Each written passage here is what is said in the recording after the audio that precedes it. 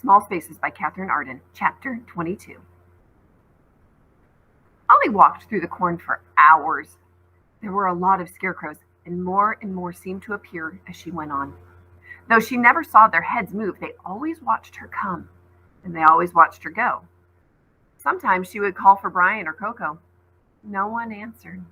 Ollie stopped once to drink from her water bottle. It was half empty. She got cold, kept moving, wishing for pizza. It was definitely afternoon, but no countdown had appeared on her watch, just the directions leading her into the maze, in, and steadily in. The sun had begun to fall toward the horizon in a low autumn arc when she heard a new sound in the corn, like something big was moving through. Then a long, slow breath. Ollie froze. It sounded like a huge dog breathing. Definitely not the sound of a scarecrow. Steps were getting closer. Ollie crept between two stalks of corn and hid. A creature came snuffling down the long line of the maze. Ollie didn't realize she was biting her lip until she tasted blood. It was a dog. Sort of.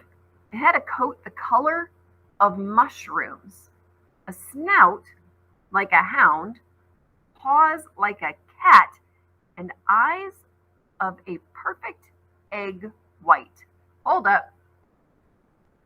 Skin of a mushroom, the color of a mushroom, like white gray mushroom, and white eyes. It sounds familiar. Okay. Its sides went in and out. Its breathing was louder than the cornstalks. It made Ollie think of the Minotaur in Labyrinth. Isn't a Minotaur like a horseman? Okay. The beast came closer, growling low in its chest. Paused. Sniffed the air. Sniffed again. Its ears swiveled toward Ollie, and then it peered between the cornstalks and saw her. She stared into eyes white as two cooked eggs, and she could barely breathe. The beast didn't move, but it growled again. Come out, little girl. Come out. Talking like a person. The egg of a fang was just showing beneath its lip. Ollie tried to think. His eyes, that voice, were they familiar? She'd seen egg white eyes before, seen them pressed up against a bus window, watching her, just like they were doing now. At night, they'll come for the rest of you. She swallowed, and then she spoke, squeaking, Are you the bus driver? The beast didn't answer directly, but its mouth dropped open, panting. She saw the red tongue, the red lips. Come out, the beast whispered again, and this time reached out a stealthy, clawed foot. Ollie jumped back, and then on a surge of fear and desperation, wrenched around and dug into her backpack. She scrambled her lunchbox and, on a burst of courage, thrust her way out of the corn, held out two of her dad's peanut butter cookies, and said, Don't you dare touch me. I gave you food once before. Do you want some more? She hoped she was right. She prayed she was right. Her hand holding the cookies shook. The beast had stepped back. It shut its mouth and eyed her. His tongue flicked out as though tasting the air. He licked his chops. His tongue darted toward the cookies. Ollie stepped back. No, she said. You have to trade me for it, remember? Silence. Then a hoarse, deep voice crept out between the beast's teeth. What trade, little girl? If her classmates were scarecrows, Ollie thought a little hysterically, then it wasn't too strange that the bus driver was a giant wolf creature. Ollie said, Where are my friends? Lost, said the wolf. Lost until dark. And then scarecrows. Ollie broke off a piece of cookie and fed it to him. He licked it up with surprising delicacy. Do you know where they are? Yes. She fed him another piece, thinking. Her watch would get her to the center of the maze, but Brian and Coco. Ollie closed her fist on the remains of the cookies. She said, I'll give you the rest. I'll give you all the food I have if you go find my two friends, Brian and Coco, and bring them to the center of the maze before dark. If, Ollie added hastily, you don't hurt them on the way. It won't help, breathed the creature. Even if you all get to the center, what he has, he holds. We'll see, said Ollie, and held out her cookies. The creature snapped them up and then practically inhaled the rest of her food. Ollie, a little forlornly, put her empty lunchbox back in her backpack, hoping she'd done the right thing. The beast licked his chops. He doesn't feed me good things, he said. Only souls sometimes. The used up ones. Dry as dead corn. Wait, this dog creature eats souls? Without another word, the creature turned and stalked away. It was almost dark when the corn finally ended. Ollie found herself at the edge of an open space, the middle of the maze. The open space was full of scarecrows. They stood in a ragged ring, arms stretched out. Their big garden tool hands seemed to reach for her. Many of them she recognized, her classmates. Horribly changed. She saw the two tall scarecrows in black suits from those moments in Kathy's house, Caleb and Jonathan. Perhaps she was imagining it, but there almost seemed to be a look of pleading on their face, on all those blank, sewn-on faces. Pleading, like begging, change us back, we don't want to be scarecrows. Now, if we think about Phil, a little bit of Phil's brain, his mind, still seemed to be in there. I wonder if all of these scarecrows still have a little bit of their human in them. Okay, let's read on. In the very center of the maze was a platform, like a farmer might use to keep an eye on the corn. Ollie couldn't see the top of it. A ladder led up to a hole in the center. The scarecrows glared, sightless yet somehow seeing. Ollie thought she saw two women, the ghosts of Beth and Kathy, hiding among the scarecrows, watching. Living girl. The whisper seemed to rise from the corn itself. A living girl, here. Ollie took a deep breath and walked past the scarecrows. She walked all the way up to the ladder that led to the center of the tall platform. She began to climb. Halfway up, Ollie looked back. All the scarecrows were watching her. Ollie's fingers tightened convulsively on the ladder rungs. Then she called down, I am going to go home, and I am going to save you all. Then she climbed up to the top. Ollie didn't know what sort of thing she was expecting on a platform in the middle of a haunted corn maze. Horrors, for sure, though she was almost too exhausted to be frightened. It was going to be dark very soon. An ugly, reddish light bathed the scene. Hi, said a gentle voice. All this way, right to the center. And before dark, I'm impressed. Ollie peered into the shadows gathering on the platform and could hardly believe her eyes. You, she gasped. Who did you expect? Asked Seth. Ha! Seth is the guy who was working on the farm. He was the one doing the milking demonstration, milking the cows. He seemed so nice. Okay, who did you expect? Asked Seth. His pale hair caught the last of the light. His eyes were as deep and his smile was as lovely as they had been at Misty Valley Farm. Behemoth the cat sat at his side, watching lamp-eyed in the almost dark. You're the smiling man, said Ollie slowly. She could barely believe it. I thought she'd imagined a skull smile, a pumpkin head smile, a scarecrow smile. She'd not imagined a kind smile, the sort that would make a scared kid not be scared anymore. I am, said Seth. He was wearing his jeans, his flannel shirt, just like he was about to go milk cows. But there were no cows. Instead, he was sitting on a platform at dusk with 100 scarecrows at his feet. The cat twined around him, never taking its eyes off Ollie. Your cat? She whispered. Seth smiled. My servant. Cats are convenient. They go between worlds, their nature unchanged. The only creature that can. How do you think I kept track of you? Ollie remembered Coco thinking she'd seen an animal. Remembered Brian wondering if he'd imagined a creature's footsteps. The bus driver? She asked, voice flat to stop it from shaking. His ordinary smiling face frightened her more than any number of ghosts. My hound, said Seth, and shrugged dismissively. I sent him to bring you to me. Folk can wander this maze until they die. It is bigger than it seems. Rather surprising you avoided him and came to the center on your own. Shame about your poor friends. You made that deal with Jonathan 100 years ago. More. I did, said Seth. Why? Why not? Why scarecrows then? He shrugged. No one notices them in the sunlit world. They have hands. They are useful. They can be my eyes and my ears. Since they are neither flesh nor spirit, they can be my doorway, he grinned. Also, they are frightening, and I do love that. Miss Webster knew who you were, Ollie pursued doggedly, trying not to hear the sound of scarecrows moving. She was scared of you. Scared of me, said Seth. He laughed, not kindly. She was more afraid of the future. Her farm was about to go under.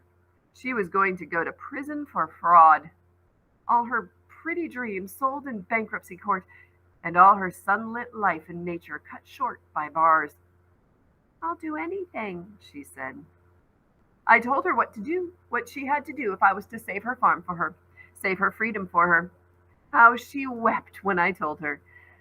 But she paid the price, mostly. She neglected to get rid of the book. We were the price, said Ollie. The 6th grade. The day was nearly done. Of course. Although I did wonder if there would be someone clever enough to avoid the scarecrows. I even had my hound warn you. I wanted to know if there were any clever children. I thought you might be the one. He bowed, and the movement looked old-fashioned, but strangely natural, despite his flannel shirt and jeans.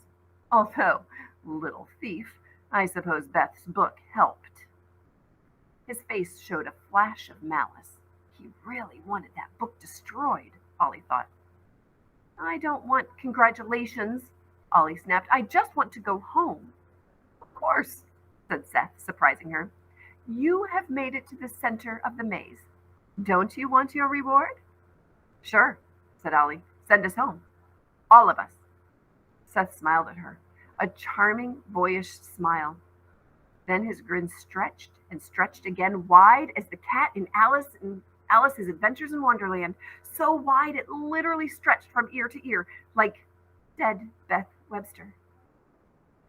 Ollie screamed at him, screamed with a mix of terror and rage. Don't you dare try to scare me! Don't you dare! Seth stepped back, laughing. Lighten up! Why not, when it's fun? I've been scaring you for days. I'm not tired of it yet. He sobered. See, girl, you say you want to go home. I know you do, but it's not the thing you want most in all the world. I know it. Tell me what you want most, Olivia Adler. I'm not in the business of granting second-rate wishes. Before Ollie could answer, 2 things happened. Ollie's watch chimed. It was night, and from below the platform came the sound of 2 people shouting. Ollie's breath seemed to fail in her throat. She looked over the platform edge just in time to see the huge dog that had been the bus driver herd Brian and Coco into the center of the maze, snapping and growling. The scarecrows clicked their garden tool hands together, like they were applauding. And then they seized Brian and Coco and held them tight. Let them go! Ollie cried. How dumb was she, trusting the beast, who'd been a bus driver just because he liked her dad's cooking? Seth smiled at her sweetly this time, not with a skull grin like before. Gladly, he said. But is that really what you want most, clever girl? Decisions, Miss Adler. Do you want to go home safely with your little friends? Or do you want... He trailed off, head cocked as though listening. Ollie began. But then words failed her. A voice called from the corn, a voice she had known she would never hear in her whole life again. Olivia, it called. Olivia, where are you? Ollie froze. Brian and Coco were thrashing in the scarecrow's grip, but Ollie stopped seeing them. She couldn't see anything at all. She could only listen for all she was worth. Mom! She cried. She spun toward the edge of the platform. Not so fast, came Seth's voice, sharp now from behind her. Ollie whipped back toward him, panting. You've seen I have the goods. Now let's bargain, Olivia Adler. What will you give to have your mother back? Below her, both Brian and Coco were shouting her name, but she ignored them, straining to hear that other, beloved voice. Sweetheart, please. It's so dark. Her mother right there. For a moment, Ollie forgot Brian and Coco. Even forgot her father waiting for her somewhere beyond this nightmare. She just wanted her mom. The smiling man brought Caleb back. Seth brought Caleb back. He could do it. What do you want? She asked. For you, brave girl? Seth said gently. Not much. Not much at all. I'll let you go, you and your mother. You can even take your 2 friends with you. 4 lives, not bad, But you can't have the rest. Mustn't be greedy. Leave the rest and you drop the book in the river. I'm tired of Beth Webster's ghost, and one day, a long time from now, when I knock on your door, you have to let me in. That's what I call a good deal. His eyes were earnest, kind. Wild thoughts whirled through Ollie's brain. Brian, Coco, they could all escape together. She would come back from this nightmarish place holding her mother's hand. Beth Webster's book lay heavy in her pocket. She thought of Caleb and Jonathan. A drowned man breathed back to life would look like him. Ollie swallowed hard. Then she turned shakily. Fine. Say I say yes. How do the 4 of us get home? He smiled. The maze is the door. One of the exits will take you back into your own world. But only I know which. Make a deal and I'll show you the way. Is it a deal, Olivia Adler? He put out his hand. Olivia, Olivia, called her mother's voice. Ollie didn't take the hand. I don't want Brian and Coco, she said. They're annoying. I want Jenna and Lily. But they're scarecrows. How do I take them with me? You promised 4 lives. Seth shrugged again. Mist for capturing, water for freeing. Leith Creek runs through the world and yours. Let the scarecrows touch the water, and they'll be as they were. Now shake. She is so smart. Now she knows how to change scarecrows into people. Oh, that Ollie is clever. Okay, let's see what happens. Until the mist becomes rain, Ollie thought. She was gripping the watch on her wrist, white-knuckled. Tears still ran freely down her face, but she managed to smile. No thanks, she said. Seth still. The whole field seemed to hold its breath. But now I know how to get out of here, Ollie added. So thanks for that. The cat yowled. Olivia! Screamed her mother's voice, loving, desperate. It sounded like she was directly below her. Ollie was clasping on her watch on her wrist so hard the metal bit into her palm. That's not my mother, Ollie said to Seth. She held up her wrist with the watch. My mother is already helping me. Helping. Maybe she's a little easier to hear in this weird ghost world of yours, but I'm pretty sure she never left me. Not at all. Just like Kathy Webster never left her kids. So you are a liar and a fraud, and we are going home. She was sobbing as she spoke. Olivia! Cried her mom's voice once more. Faint now. Well, said Seth, that's a shame. Because, of course, if you don't make a deal to get out, you aren't getting out at all. You're already part of a bargain, you know. If you won't make a new one, well, then you'll be my servant, too. Below, Ollie could hear creaking as the first of the scarecrows began coming up the ladder. You will stand in the rain by day and walk my world at night. Keep the maze open and do my bidding. No, said Ollie, absolutely not. Until the mist becomes rain. Well, Ollie wasn't about to conjure rain from the sky, so she did the only thing she could think of, which was pull her water bottle from its side pouch and fling a scattering of drops at the first scarecrow coming up the ladder. Hold up, pause. Why would she do that with her water bottle? Because she filled it with water from Leith Creek. That's the water that will turn scarecrows back into people. Oh, woo! So smart, Ollie! Okay. She pulled her water bottle from its side pouch and fling a scattering of drops at the first scarecrow coming up the ladder. The scarecrow screamed, a human scream. The cat hissed and jumped at Ollie, clawing at her face. Ollie threw it off, and then Seth was there, tall and terrible, his mouth a great starving maw. But he still wasn't attacking her, Ollie realized. Just trying to scare her. In a voice still thick with tears, Ollie said, I haven't made a bargain with you. If you made a deal with Miss Webster, then it was a cheat, a fraud. She gave what she couldn't give us, and I'm taking us back. Seth's mouth closed, and Ollie knew she was right. He was a cold, tricky thing. But there were rules, and he'd broken one, taken what someone didn't have the right to give. I can only give you power over me, said Ollie, and more sure. You can't take it. You said you'd give me water. Well, I have that too. Seth looked less human now. His grin still took up half his face, but the eyes above were malevolent.